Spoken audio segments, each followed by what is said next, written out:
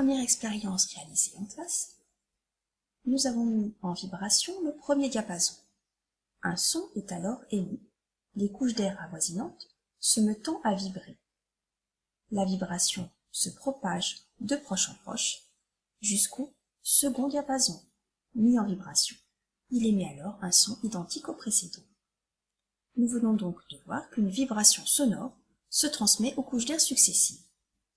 C'est le même phénomène qui nous permet d'entendre.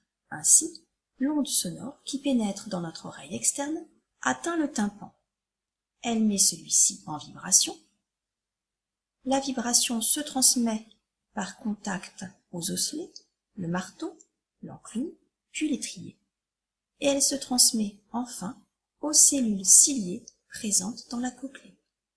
Ces dernières vont alors envoyer un message nerveux au cerveau via le nerf auditif. Nous entendons. Deuxième expérience maintenant, lorsque nous avons placé un téléphone sous une cloche à vide. Au fur et à mesure que l'air s'échappe de la cloche, le son est perçu de plus en plus difficilement.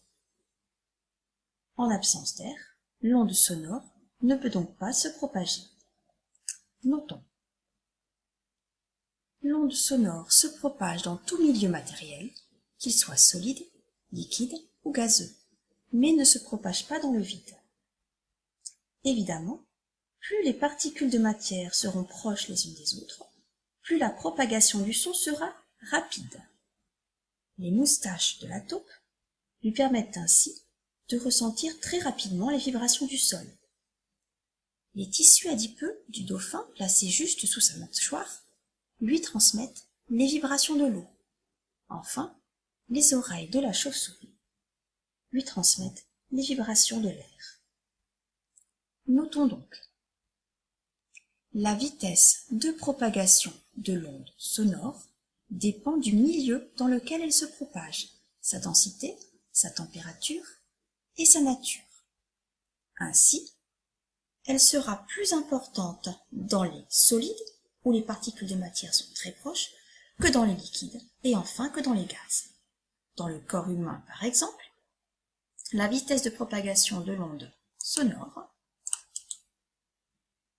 sera de 1500 mètres par seconde dans les tissus mous, dans les liquides, et de 3000 dans les eaux, matières solides.